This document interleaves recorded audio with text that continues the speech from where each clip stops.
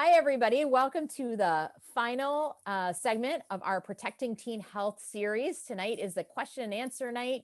We have our usual panel with us tonight. My name is Stephanie Patton. I'm the prevention coordinator for the OASIS Coalition. We have Officers Bonda and Officer Isabel, our school resource officers, and we have Melissa Dawson from the Stoughton Youth Commission. And so tonight we are going to do a quick review of the first three presentations. So we're going to share with you the highlights from teen mental health, marijuana and teens, and marijuana and the law. And then we are going to answer some questions that came to us in advance of the presentation. So I think without further ado, I'm going to turn it over to Officers Bonda and Isabel. Hi, so we've done this at every other episode, so we're just going to do it all over again to kind of like give you the background as to why we put this series together. We wanted to join different groups of people, so it's the police department with the Stoughton High School and Middle School, along with the Youth Commission and OASIS, to address some issues that we had been seeing in the community. We had seen a lot of drug use over the past year and serious incidents involving weapons, such as guns and knives. And due to that, we really wanted to get a team together to address it and inform everybody in the community as to what is actually going on. So one of the things we did as part of this was look at different calls for service from 2019 to 2020. And we looked at the age range from 12 to 25. The reason we went up to 25 is because we're seeing a lot of our teens in Stoughton are hanging out with young adults up to the age of 25. That's both here and in other places like Randolph and Boston. So we wanted to look at that age range specifically. So this chart just shows you different types of calls that we looked at and the increases. So with mental health calls, we saw over a 50% increase. The same with Section 12s. If you're not familiar with those, it's an involuntary hospitalization for some sort of psych evaluation, which is usually initiated by either a doctor or the police department. Section 35s are court-ordered substance abuse evaluations by a doctor, and we saw those increase from 1 to 5 over 2019 to 2020. We saw overdoses also double as well during that time. Weapons and drugs were fairly steady over the 2 years. We did see a slight increase in both. Weapons involved guns and knives, and drugs were both use and possession. PC is what we call protective custody. So when someone's incapacitated by drugs or alcohol, we take them into police custody until they can sober up. And we saw those go from 3 to 9 for that age range. So what's going on? What was I talking about when I said we saw this uptick in violent crime? Well, so here is what we saw. And these are just some of the headlines. We saw a correlation between these more violent crimes and the legalization of marijuana, so for recreational use. So we noticed that these violent crimes revolved around having possession or selling marijuana. We realized that the teens and young adults that were involved in these crimes really didn't understand the laws. They kind of thought, oh, well, it's legal now, so I can do it. So we wanted to put that education piece in here too. So recent headlines would be an armed robbery involving 2 guns, which happened right outside of Stoughton High School. And then you had a murder of a 17-year-old, attempted robbery resulting in a stabbing of a dealer, and arrest of a juvenile for illegal possession of a gun and controlled substance. So this was all within this past year. So this is what really got us thinking we need to do something. We need to inform members of our community as to what's going on and try to initiate some type of recovery from this and plans as to what we can do to move forward to make sure this doesn't continue to happen. So our first night in the series, we covered teen mental health. So obviously, if you want the full episode that was recorded, you can visit this link, stoughtonoasis.org /parent-resources, so that you can rewatch any of the episodes in its entirety that you may have missed. But I am just going to, as Steph said, just briefly do a quick review and overview of some of the highlights from that first night on mental health. So as everyone knows, we are still in the middle of a pandemic. We are now going on a year. And whether you are young, old, a teen, a parent, this pandemic has definitely brought on some stress into everyone's lives. And I think sometimes as parents, we forget that our teens are dealing with different stressors that may not even be on our radars, because as parents, sometimes we are just so busy trying to run the household and keep things as normal as possible. So I just wanted to kind of go over some of the things that our teens are experiencing and reporting that they're experiencing, just so we can kind of keep these in mind.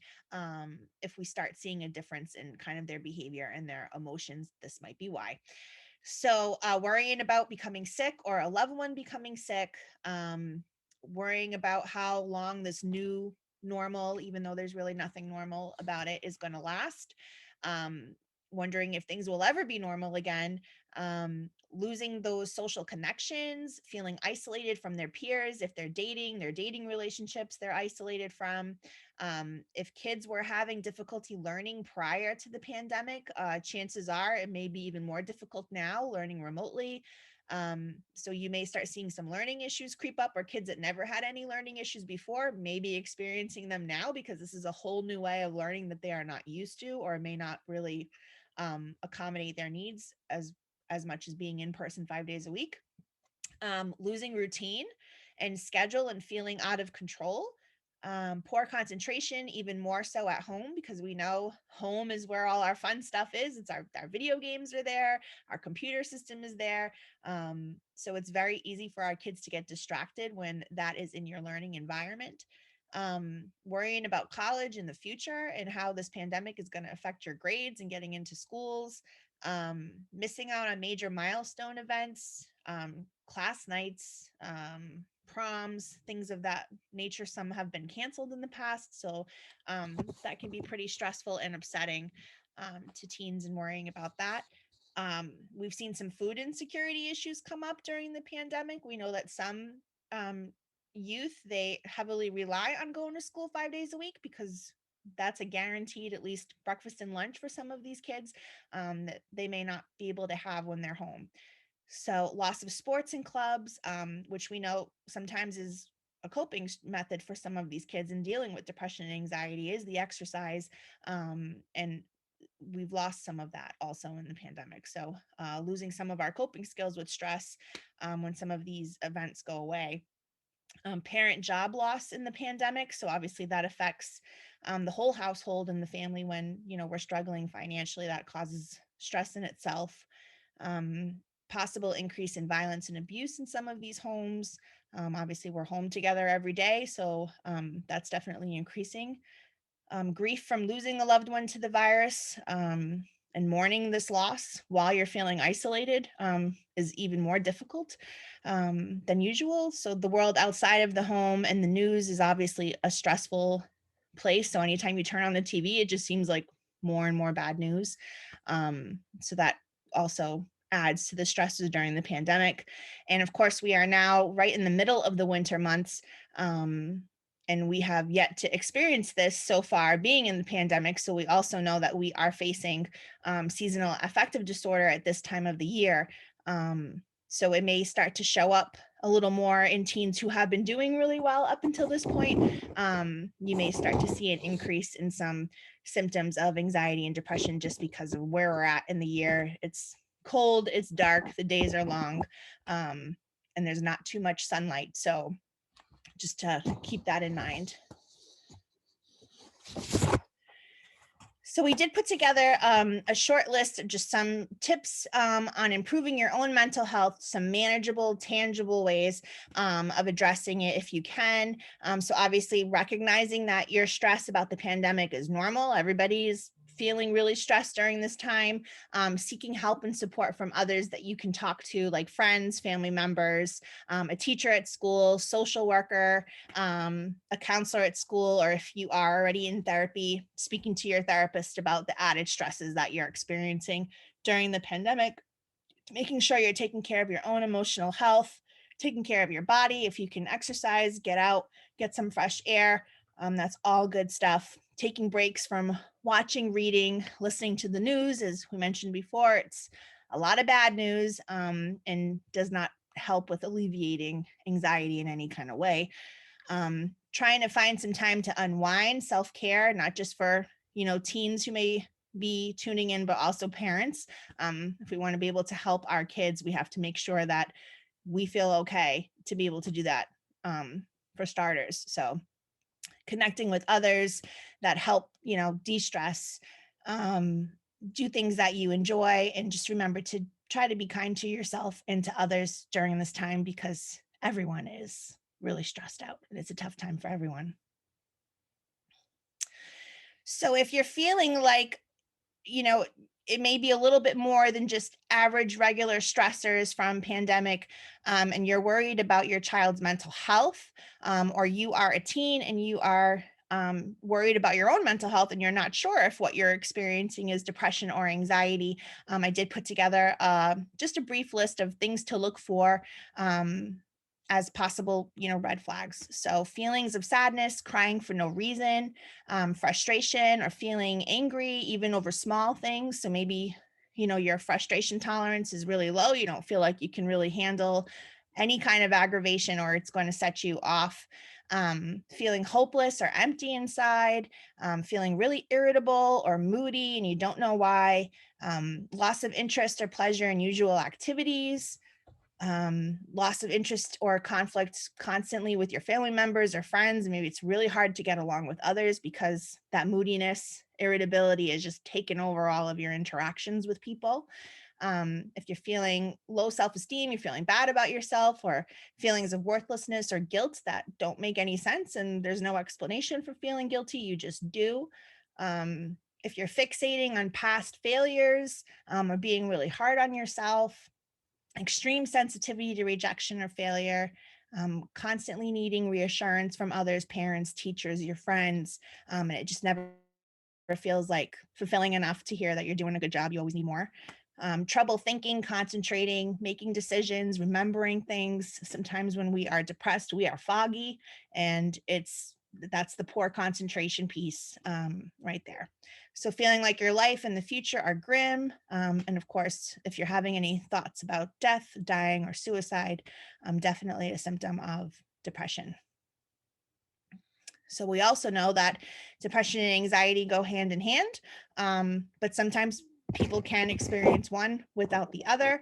So I did want to go over what anxiety looks like kind of just by itself. So feelings of just panic, fear, uneasiness, even if it's not rational and doesn't make any sense. If you're having constant nightmares, uncontrollable and obsessive thoughts about your worries, difficult staying still and calm, if you're feeling like you always have to do something, you always have to keep yourself busy, that's a sign of anxiety. Trouble sleeping at night, panic and anxiety attacks, and difficulty breathing are all symptoms of anxiety. So if you are a parent, and you are concerned that some of the things that your child is displaying, you're not sure if it's just normal teenage moodiness and behavior, or if it's something that, deserves more attention, this is a list just for parents to know what to look for in your kids. I start off right off the bat with changes in mood and irritability, because that is really the number one thing to look for in our kids.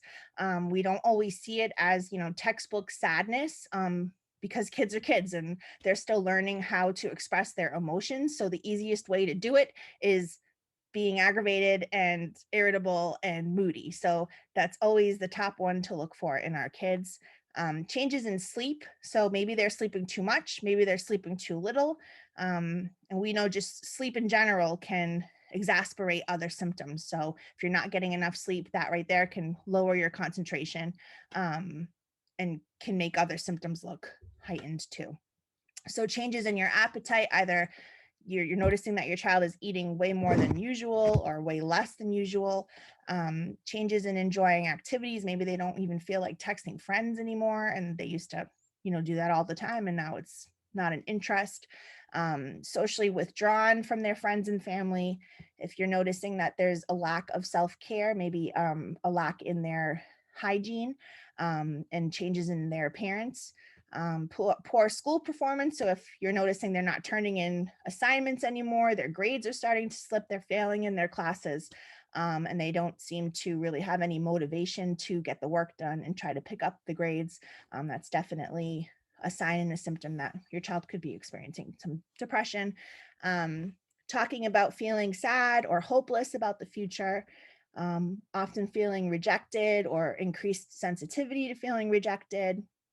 If they're having vocal outbursts and crying often, difficulty concentrating, as I've mentioned before, fatigue and low energy. And if they're also reporting physical complaints that don't really make too much sense, or you've already been to a doctor and there's no real explanation for it. The common ones that we hear are, kids complaining about stomach aches, headaches.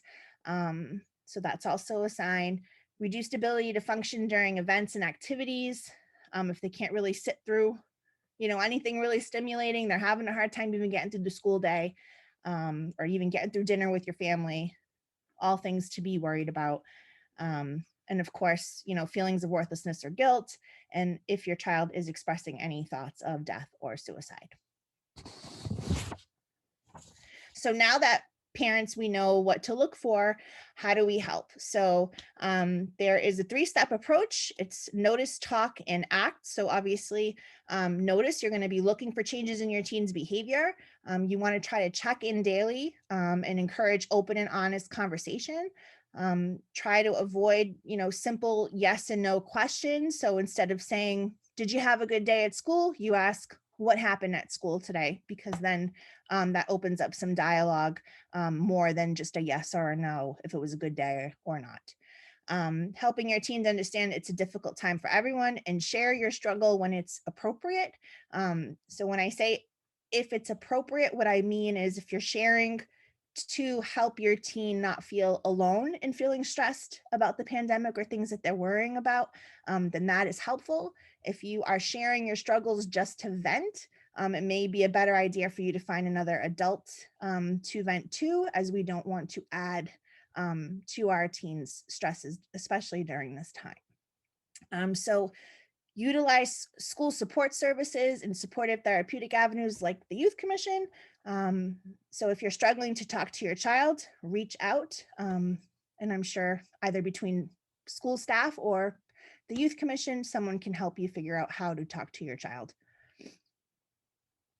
So now that you've noticed that there are some behaviors that are of concern, it's time to talk about it. So the best way to do that is to try to set up a time to chat and check in regularly, and make sure you follow through with checking in regularly. It kind of defeats the purpose if we check in with our child, one day and then we don't do it again for several weeks later, or until some kind of emergency or crisis happens. It defeats the purpose. So try to commit to doing it often, and it also just kind of heightens just interacting with your child in general. So that's always a good thing. And again, use the open-ended questions just to open up more dialogue. Reflect on what your child is saying. It's best if you can summarize back what your child has said so that they feel heard. Pay attention to what their body language looks like, and other hints about how they're feeling. Are they tearing up when you're asking them if they're feeling sad? Are they rolling their eyes? Are they crossing their arms? And it's okay to actually ask about what's happening. So it's okay to say, "Hey, I noticed that you're becoming tearful. What's going on? What's making you tearful?" And then, of course, if you need to check in with staff at school, just to make sure that your child is being supported there, you absolutely have a right to do that as a parent, to help advocate for them, especially during this time. So we did share some tips on talking to your child, because we know that sometimes it's not the easiest task to talk to our teenagers. So just some phrases that you can ask that don't, seem very threatening when you're trying to start a conversation like this with your child. So, asking things like, can you tell me more about what's happening? How are you feeling? Have you had feelings like this in the past? If you're feeling stuck and maybe, your relationship with your child could use a little bit of work and maybe they're not super comfortable talking to you, it's totally okay to say, do you feel like you want to talk to someone else about your problem? Because, it's not really so much about if they want to talk to you. We just want to make sure that they are talking to someone and that we are keeping our kids safe first and foremost. And it's okay to say, I'm worried about your safety. Can you tell me if you're having thoughts about harming yourself or others? Because we definitely want to assess for safety. Oh my God. I am so sorry. I don't know what happened. I got kicked off. So we definitely want to be able to assess for safety right away if we're worried about that. So be direct when that comes up. So, simply saying, I'm worried. Can you tell me if you're having these thoughts? You want to make sure you're being straightforward in the manner that you're asking, that you're speaking at a level that's appropriate to your child's understanding and developmental level. And you obviously want to discuss the topic when your teen is feeling safe and comfortable.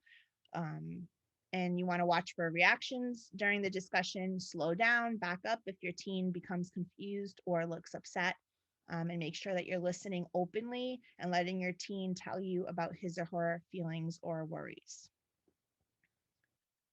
So I mentioned, how do I assess for safety? And I know that this is a cause of anxiety for a lot of parents just discussing this. So I'm hoping that we can alleviate some of this anxiety.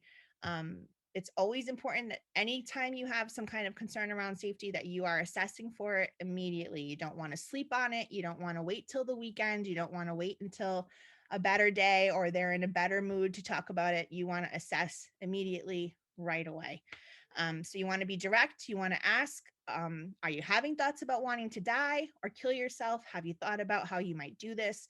The reason why I say this is because we sometimes confuse harming ourselves and suicide, and those are two very different things. So we may have kids that are self-harming as a way to cope with, anxiety, depression, any kind of pain that they're feeling, but they may have no will or want to die at all. So that's why we have to be clear when we ask these kind of questions. So again, don't say, do you want to hurt yourself? As self-harm can be non-lethal and it's not the same as wanting to die. And remember that I know that some people feel like if they keep asking, it's going to make the person think about it more, but that's actually not the case at all. So it's okay if you ask someone if they want to kill themselves. It does not drive them towards doing this action. That's actually a myth, and don't be afraid to ask the question, because not asking the question is actually more dangerous than asking it. So always ensure that your child is safe and that your number one priority is keeping them safe and that they are no way in trouble for feeling the things that they are feeling, and that you are simply just trying to help. And then, of course, after talking to your child, depending on what their responses are, you will act accordingly. So if immediate danger is not present, but there's concern that your teen's mental health is struggling and declining, you can always connect with supportive services outside of your home, like the Youth Commission, for ongoing individual counseling. If you do feel like your child is in crisis, they are verbalizing to you that they're having thoughts of wanting to die, they're having thoughts of suicide, it's definitely in your best interest to call 911, as your child may benefit from an emergency crisis evaluation right away. So I also wanted to share a resource, which is the National Suicide Prevention Lifeline.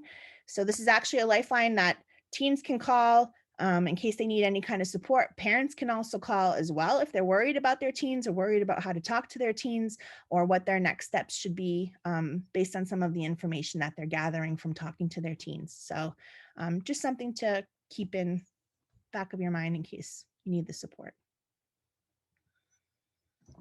Great. Thanks, Melissa, for that recap. Excellent.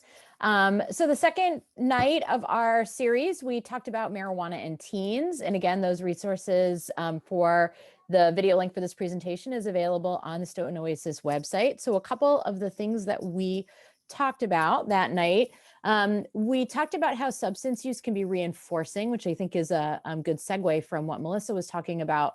So oftentimes, people have what we would call a co-occurring substance use disorder with a mental health disorder. And so what that would mean is that at the same time somebody's struggling with substance use, they might be struggling with mental health, or the reverse. They maybe were struggling first with a mental health issue, and then also are struggling with substance use disorder. And so what we know are that adolescents and young adults who have a diagnosed mental health disorder, 30 to 45% of them also have a co-occurring substance use disorder.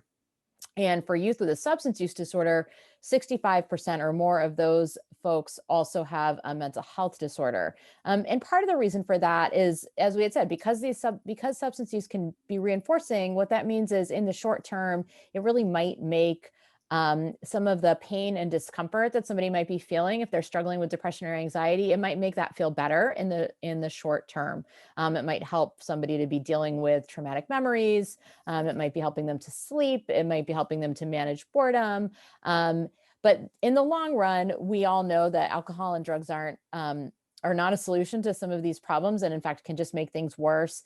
And so the take home from this really is, if you have somebody in your life that's struggling either with substance use or mental health issues, that it's really important to really be evaluated for both of those concerns, because they can exacerbate each other and they often come together. We talked also about teen marijuana use specifically being associated with an increased risk of mental health issues. And so here we shared some data that came out of the 2016 Metro West Adolescent Health Survey. So this is actually Massachusetts data. And what it really shows here is the association between students who use marijuana, that they were more likely to report that life was really stressful. They were more likely to report depressive symptoms, self-injury, that they were considering or had attempted suicide. And so we know there's a relationship here. They also had found there was a relationship between how often or frequently students were using marijuana and how often they reported these things as well. And so it's important for us to be aware of all of the things that Melissa was sharing with you, some of those other symptoms, if we're concerned about marijuana use, because these things can exacerbate each other with our teens.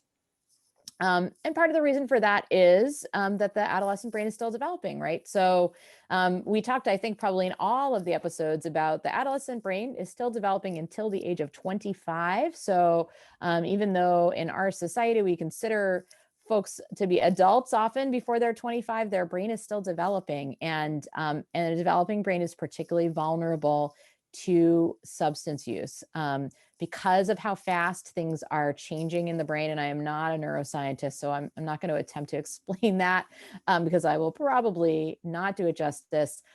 It's just really important to know that young people are particularly vulnerable to the impacts of adding substances into their brain.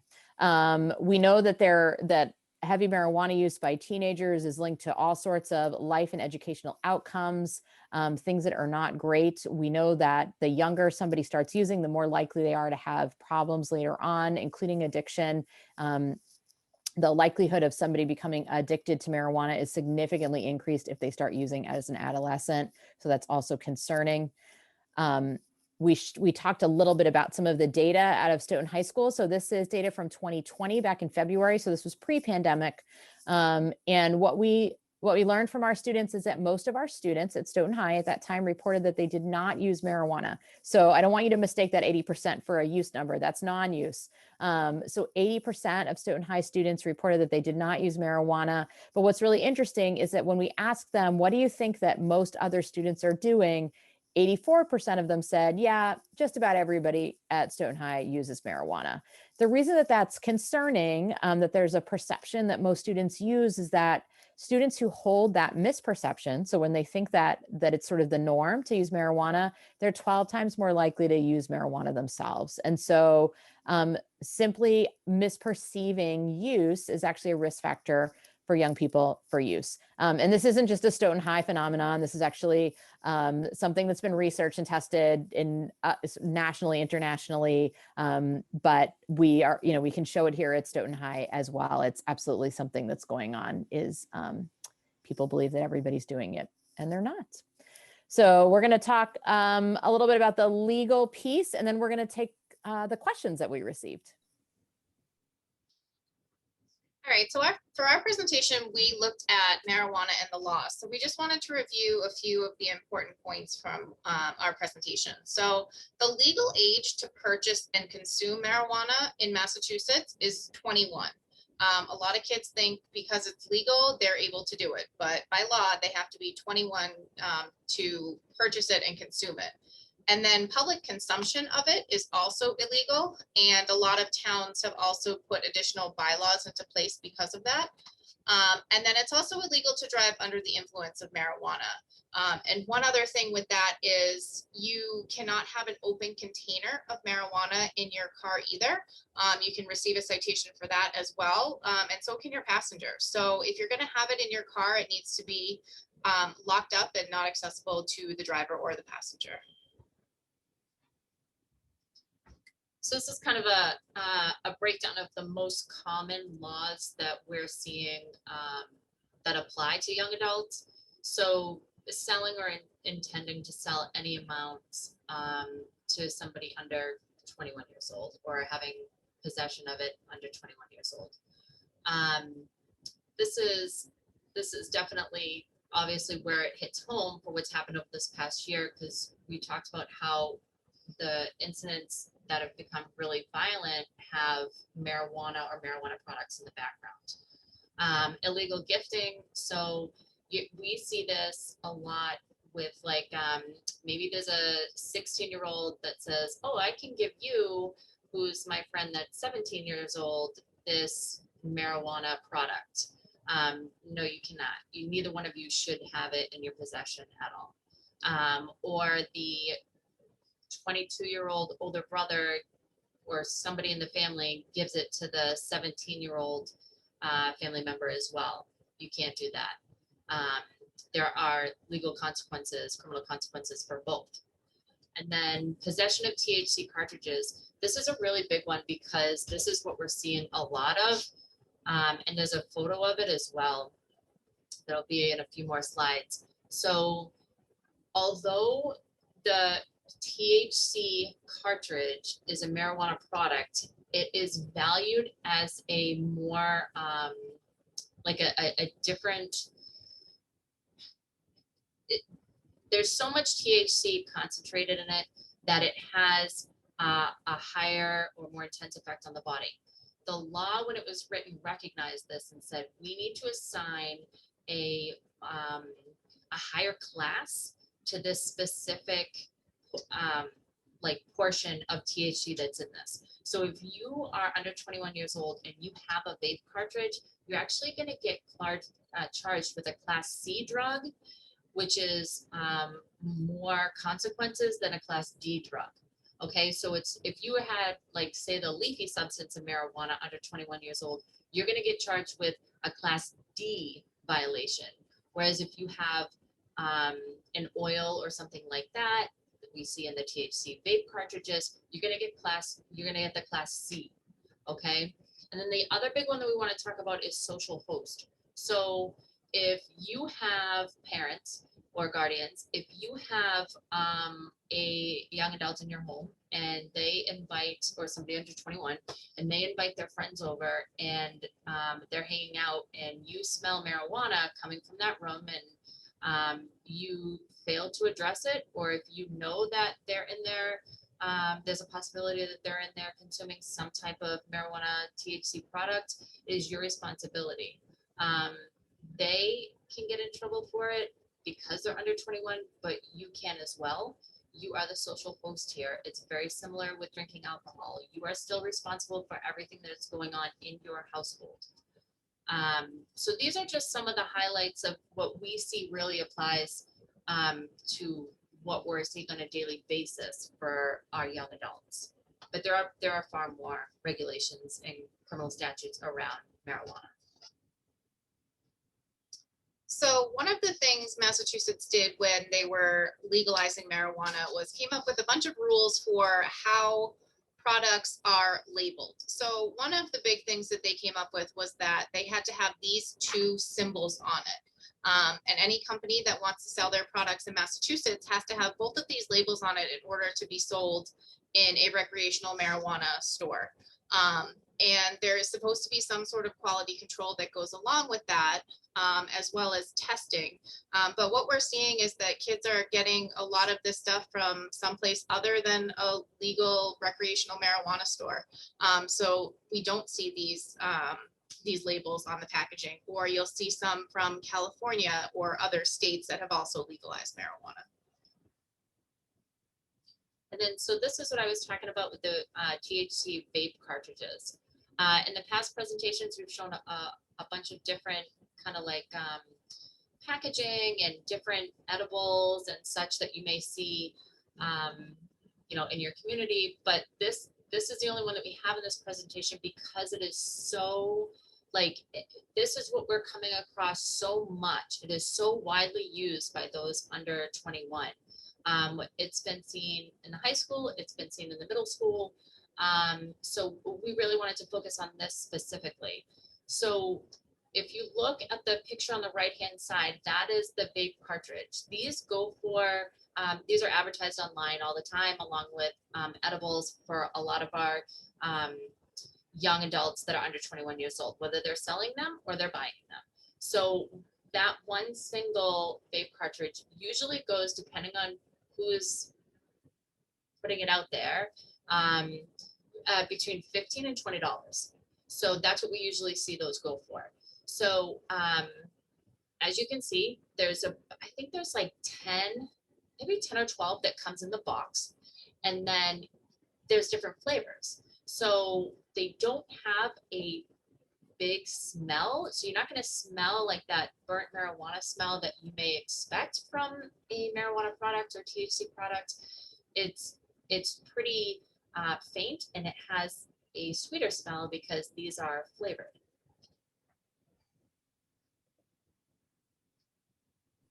Okay. All right. So we're going to take some of the questions and answers that we had received. So we're going to go through those and take turns answering them. So thank you for sharing questions with us. One of the questions was, is it possible for someone to become addicted to marijuana? This slide actually had something more on it a minute ago. So we know that it is possible for somebody to become addicted to marijuana. If you are an adult, the odds are about 1 in 10 for adults to become addicted to marijuana. For young people, that is reduced to 1 in 6. And again, that has to do with the developing brain. We talked about that before. With most substances, it's true that, starting young with substances, and unfortunately that does happen, the risk of addiction is significantly increased, and the risk of having problems later on in life is also significantly increased. Oh, I guess there were graphics on this slide. There they are. All right. Another question is about whether or not marijuana is safe, right? And so we hear this question framed a couple different ways. Marijuana is just a plant, it's natural. How harmful could it be? We also sometimes hear, isn't marijuana safer than alcohol? So a couple of things that I think about when I hear these questions, and then I'm gonna let the officers answer this as well, because I think safety can be defined in a lot of different ways. It is true that marijuana starts out as a plant. It is also true that a lot of the products that we see now really are synthetic in nature. So like that last slide that you saw with the glow cartridges and stuff, that's pretty far from a plant, I would say. The other thing to think about is just because things are plants and they come from nature doesn't make them safe. So poison ivy lives in nature. Opiates come from a plant. Those are not safe. I think that if we were measuring safety of things, sharks are in nature. I mean, there are things in nature that are not safe. And so I think that we need to sort of be careful about that as an argument for safety.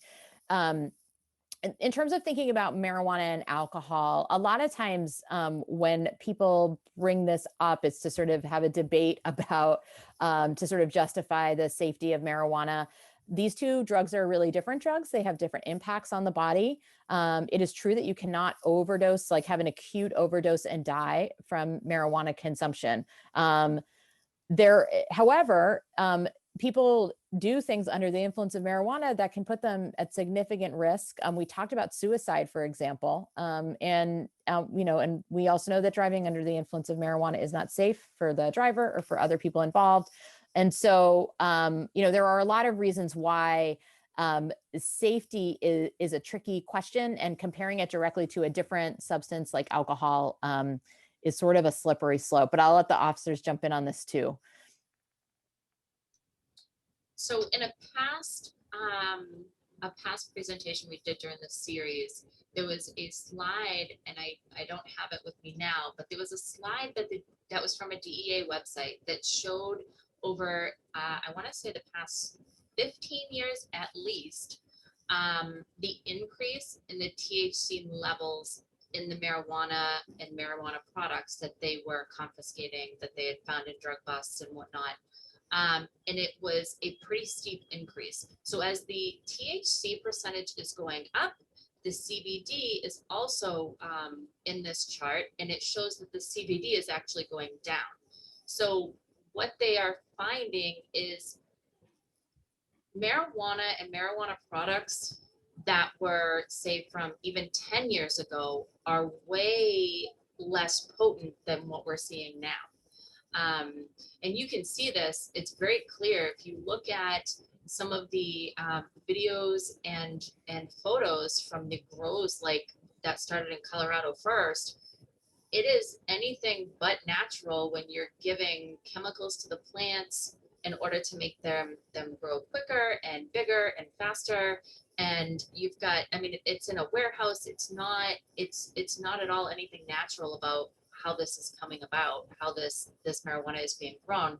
And it's often found in these labs that are helping create these edibles specifically, that there's other foreign or sometimes it's foreign substances that are inside of it, but chemicals.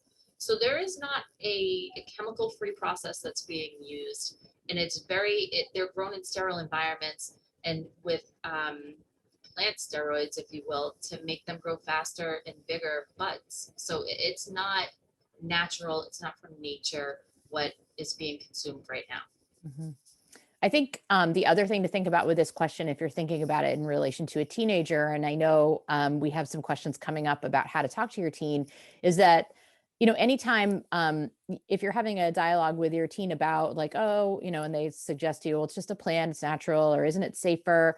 It's an opportunity to also find out what they know about marijuana, what they're thinking, sort of where their information is coming from, and to really just be curious and sort of hear from them about where that's coming from. It might open some doors for you to be able to share some information or to do some research together and think about, where the sources of the information is coming from. There's a lot of information that's available on the web about marijuana, and some sources are sources that are more credible than others. Whenever there's research being done, I think we always need to question where it came from, what is the size of the study, who is the source? Is somebody standing to benefit financially from the results of the study? There are lots of things. And these are all conversations you can have with a teenager then. And I think allows you to sort of hear a little bit about their perspective and have a good conversation with them. Another question we often get is, how do you know if your teen is high? I always say, and your teen better than anybody, right? You've been living with them for a number of years at this point, probably. And so usually you will have some sense that something is different about them, something your gut's telling you something is going on. But some of the physical signs that we sometimes see are things like red eyes, poor muscle coordination, increased appetite. People hear about the munchies, right? Having delayed reaction times, and if they're smoking marijuana, there can be sometimes a distinct odor. With the edibles and some of the oils and the cartridges, sometimes that is not necessarily the case. You guys want to add something? I see you came off mute. Yeah, so I just wanted to, I don't think it's in our questions, but something that we get asked a lot is, will somebody have red eyes if they've taken an edible? And the answer is yes. So the whites of their eyes are still going to turn maybe not as red, but then again, that depends on your young adult. Everybody's body reacts differently, but you're still going to see some redness in the white of their eyes. Whether they take an edible or not, you're still going to see that. That's a great question. Maybe actually a good follow-up to that, since this came up, is what is the difference? How might somebody react differently if they ingest an edible versus smoking marijuana? Right, and that's a really good one too. So an edible can take up to an hour and a half to even react to your body, or depending on your body and your body weight and whatnot, you have to take into account. But it can take up to an hour and a half to work. Whereas if somebody were to smoke marijuana, it's going to happen a lot quicker, like within minutes. So oftentimes the huge concern here is, well, okay, I take a bite of whatever this is and this edible and I don't feel anything. Well, I'm going to have more and I'm going to have more. And then next thing you know, what we see is people having full-blown panic attacks and they think that they're dying. Well, it's the marijuana overdose that they're having. Mhm. It's Great. it's extremely concerning. Thank you. Yep. I think that's a really important distinction. And I think that question gets asked a lot. So we also sort of, in addition to sort of that acute, like, how do I know if somebody's high, or sort of what are some of the signs in general that a teenager might be using? And so there's a whole list of things on this slide that people can read. A lot of these mimic some of the symptoms of anxiety and depression. And so sometimes it's hard to pull those things apart. But again, as a parent, if you start to see shifts in mood or personality, if you start to see behavior changes that seem unusual, you notice changes in your child's hygiene and appearance, changes in who they're hanging out with, these are all signs that it might be a good time to have a conversation with them. It might be substance use, it might be depression, it might be anxiety, like there might be a lot of things going on, but they're all things that as a parent, we really want to check in on and follow up on, because they're all related to health. And as we said, oftentimes, sometimes like depression and anxiety and substance use can go hand in hand, because maybe your teen isn't feeling so great and they're self-medicating, right? They're trying to feel better with the tools that they think they have at their disposal. So if you're noticing any of these things, it's always better to ask. Sometimes it's really not anything. Somebody shared with me this really great story about they were worried that their teenager was acting sort of strangely and was talking to them a whole lot less, and was, they seemed to, something unusual seemed to be going on. They checked their gym bag. They found like all sorts of big bottles of mouthwash, and they thought maybe this person was, trying to drink the alcohol. And it turned out that actually they'd gotten a tongue piercing and they were trying to hide it from their parent. And so they were actually using the mouthwash to try to keep their piercing sterile. And, but the parents ended up having a conversation with this young person, and, and I think that it was a good opportunity for them to talk. It wasn't all what they thought it was, but they picked up on some cues that something was going on, and they had a conversation. So it isn't always necessarily what it seems, but it's always really important to have those conversations. And it's just an opportunity to be talking to your teenager, right? Because sometimes it's nothing and sometimes it's something. Okay, so the next question, how can I talk to my teen if I think they might be using marijuana? Melissa, this one's for you. All right. So obviously, when you're talking to your teen about marijuana, you want to project objectivity and openness. So when a teen is feeling judged, they'll be less receptive to your message. So sometimes as parents, it's important to kind of check yourself emotionally before you're starting these kind of conversations. So if you feel like you are not in a good space to have an open, honest conversation and maybe hear some things from your kid that is not going to be easy to hear and may generate some feelings of anger, you want to make sure that you're able to have that conversation when you're able to control those feelings and emotions and keep them at bay, so that the conversation can actually be productive, and can be honest, and your child won't feel like they're in trouble and be afraid to actually tell you the truth. So we want to try to set up an environment that will allow for some openness as well. So try to remember how you felt as a teen before going into this conversation. For some of us, it may have been a long time ago, but just try to remember, the adults in your life who had to have difficult conversations with you, what worked, what didn't work, and why, and try to apply those same things when you're trying to talk to your teen. Try to be calm and relaxed, as I mentioned before. So checking our emotions before having these important conversations, so that way they can go well. Try to be positive. So approaching the situation with any kind of shame or anger or scare tactics is just going to be counterproductive, as your kids are going to be more worried about being in trouble than being honest with you. So that kind of defeats the whole purpose of, trying to have this conversation and give information and keep our kids safe. So try not to lecture. I know that it's hard. You may hear things that, are risky and you want to give as much information as you can because you're worried. But try to, track that line of not lecturing, as it will likely lead to them shutting down, tuning you out, becoming angry or worse. So try to find a comfortable setting. A more spontaneous, casual approach is better for just lowering anxiety about talking about marijuana. I always find the best conversations with parents and kids happen in the car. So, you're picking your kid up from school or you're taking a drive somewhere. That's definitely a less threatening environment than, saying we're going to sit down and have this serious conversation that kind of already sets the tone, as being a nerve-wracking experience for some of our kids. So try to keep it casual. Even though it is a serious topic, it will help with at least alleviating anxiety.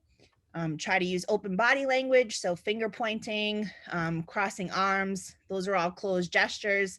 And even though you may not realize it, it may be sending a message to your child that they're in trouble. So that also will not be productive in having the conversation. So just be mindful of yourself, your emotions, how you're presenting to your child, and just try your best to just make it an open environment.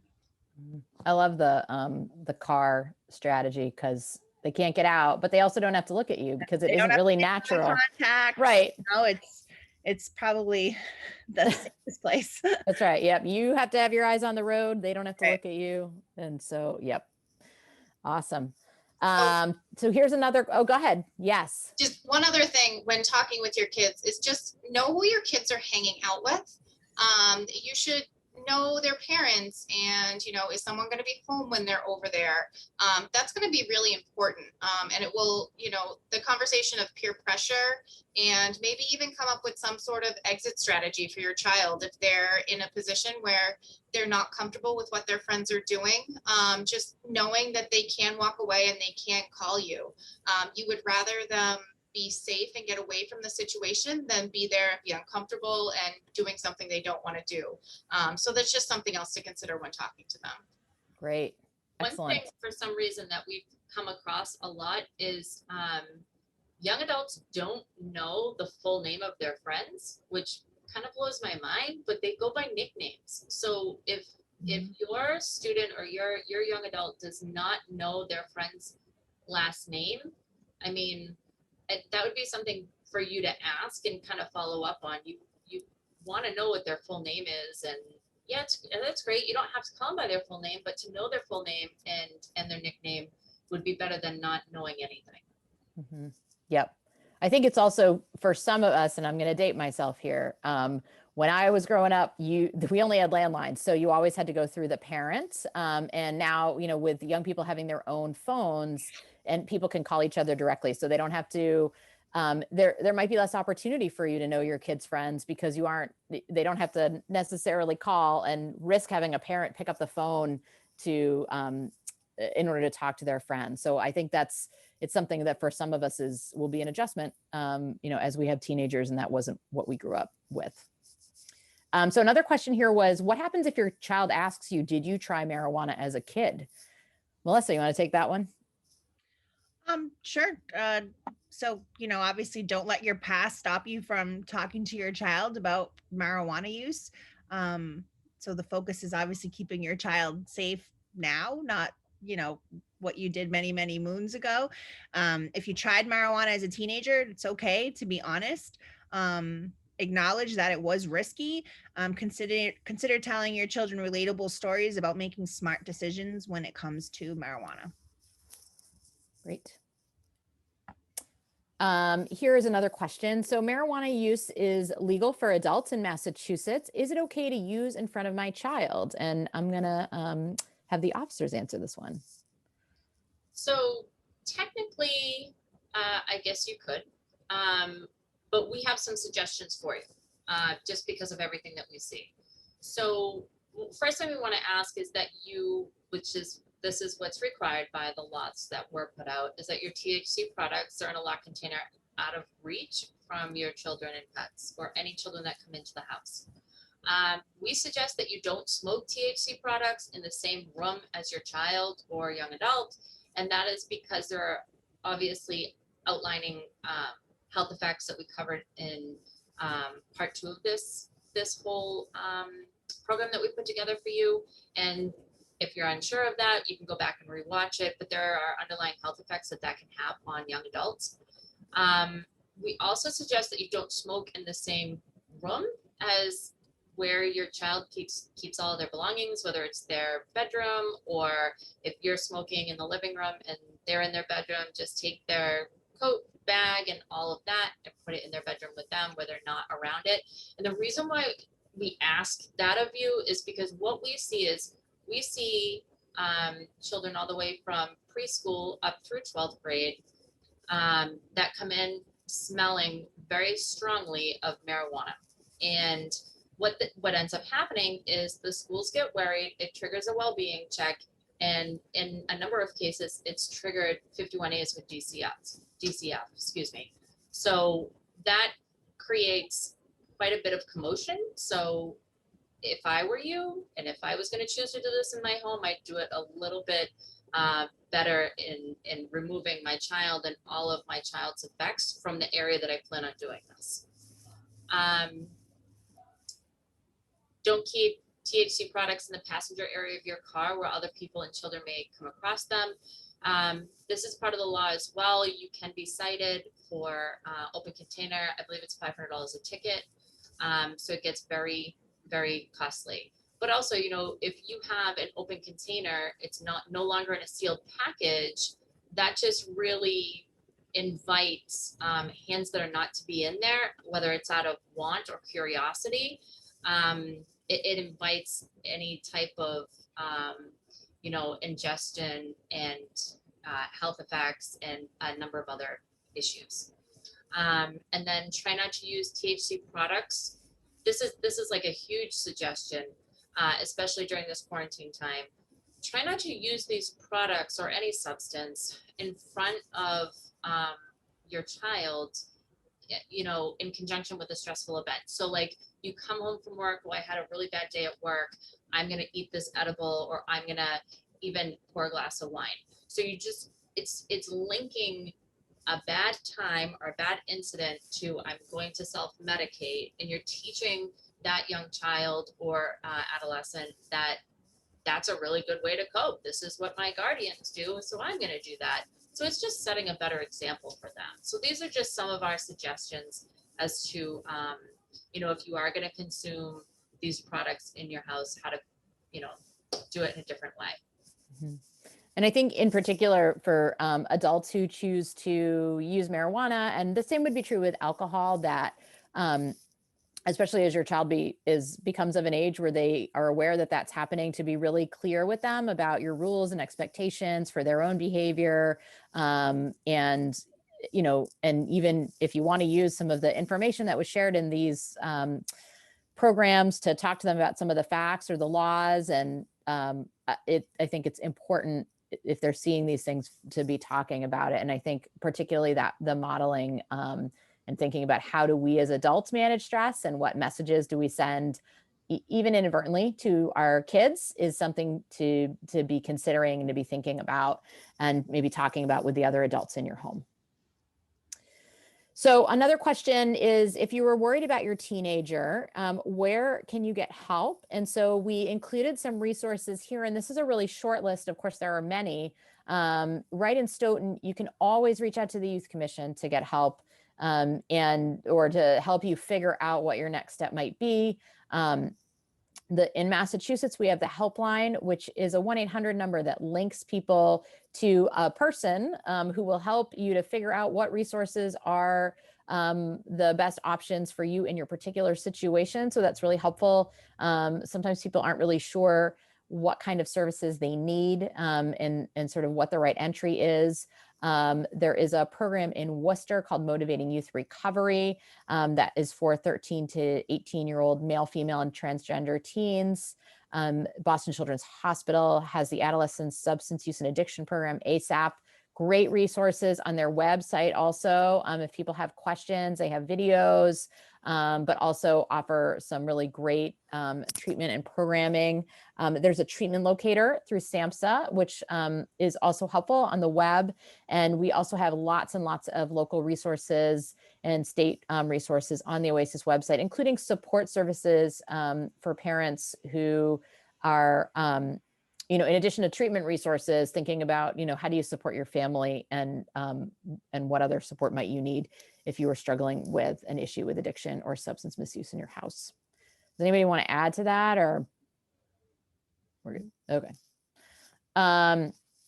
We also wanted to share some of the resources that we used in putting together all of our presentations. There's some great resources through the DEA, SAMHSA, Massachusetts through the Cannabis Control Commission puts resources out, and you can also research the law through their website.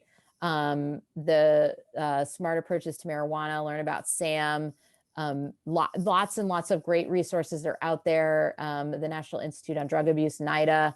And of course, if you were if you were in a crisis, I wouldn't recommend researching on the web. You probably just want to call 911. But if you're in a place where you can do some research and you want to learn more about some of these issues, these are some great places to get started. As in all of these episodes, we have been sharing, again, just additional resources, not just for substance use, but also just for mental health. So again, these are some of the national helplines, lifelines that are available for folks. Some of these have text lines. If people are more comfortable, you can also, reach out to the Youth Commission, to OASIS, to the police and fire departments, whether you're in crisis, or you can call the business line if you have a question. We're all here for you if people have questions or concerns. And finally, it's really important to us, we want your feedback on this series. So if you have seen any or all of our episodes, we would love to hear from you. These are all of our email addresses. You can also feel free to call the police station. You can call OASIS. You can find my info on our website. You can call the Youth Commission. You can talk to any of us. We are happy to take your feedback. If there's information that you are still looking for, questions that you still have, we would love to be able to help you and answer those. And I want to thank Melissa and Officer Banda and Officer Isabel for putting this together in response to some community need. Everybody worked really hard on really pulling together some information, some data, some resources for all of you. And we just want you to know that we are here for you, and please reach out to us anytime. So with that, we want to say have a great day, night, whenever you're watching this. Please be in touch and take care of yourselves.